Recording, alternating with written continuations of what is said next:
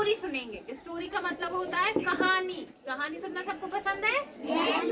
तो मैं पहले कहानी सुनाऊंगी और उसके बारे में हम फिर उस कहानी के बारे में बात करेंगे कि तुम लोग को उससे क्या समझ आया, क्या सीखने को मिला। ठीक है, तैयार है सब? ठीक है, तेज बोलो थोड़ा। ठीक है, तो मैं सुनाती हूँ। ऊंट को आपने देखा है क्या? ऊंट देखा है सबने?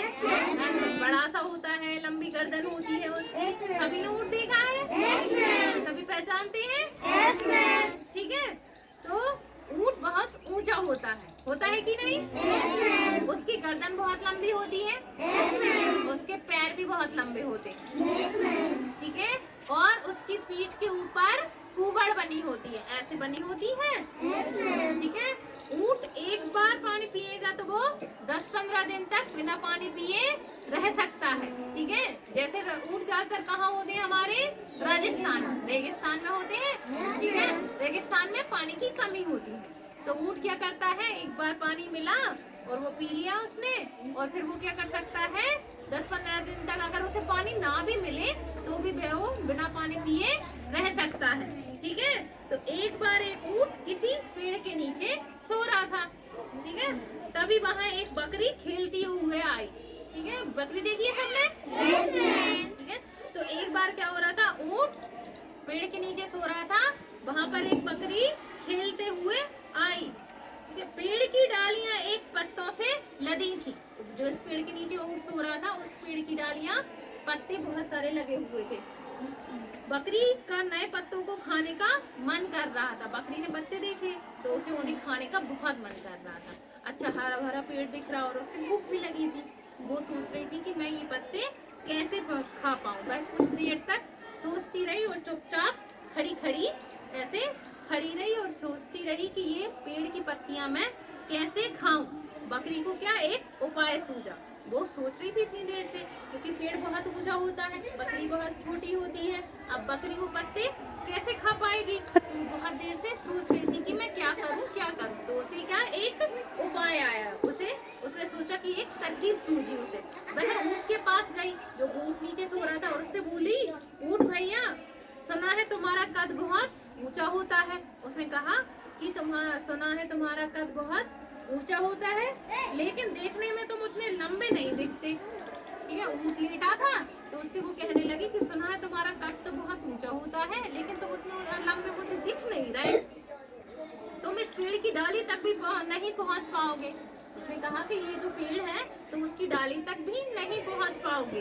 तब लोग तुम्हें ऊंचे कद का कहते हैं, क्या वो झूठ बोलते हैं? उसने ऐसा कहा।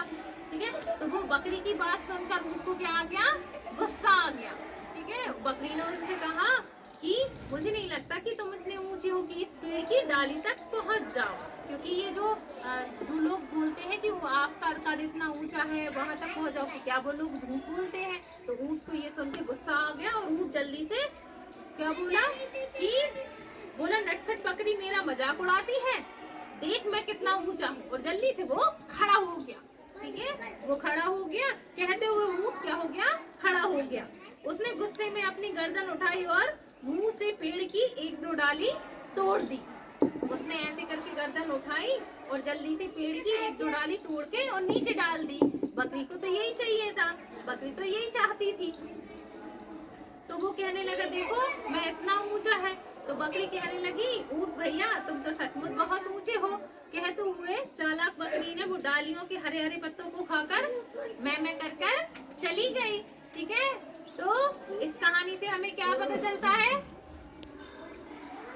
कि हम समझदारी से कोई भी काम कर सकते हैं। जैसे बकरी छोटी सी थी और ऊंट बहुत बड़ा था, बकरी वहां तक पहुंच नहीं पा रही थी। जो पेड़ था उसे पत्ते खाने थे, लेकिन उसे वो उतने ऊपर तक जा नहीं सकती थी।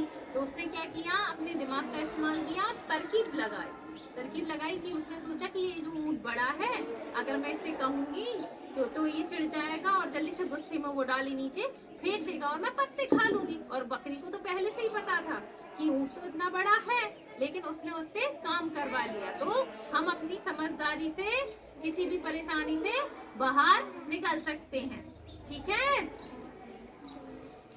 ठीक है, तो अच्छा लगा सब लोगों को? ठीक है, तो आगे भी हम क्या समझदारी से ही काम करेंगे। अगर हमारे सामने कोई मुश्किल आएगी तो हम ऐसे हार नहीं मानेंगे, ठीक है, और अपनी तरकीब लगाएंगे, दिमाग से सोचेंगे और काम करेंगे, ठीक है।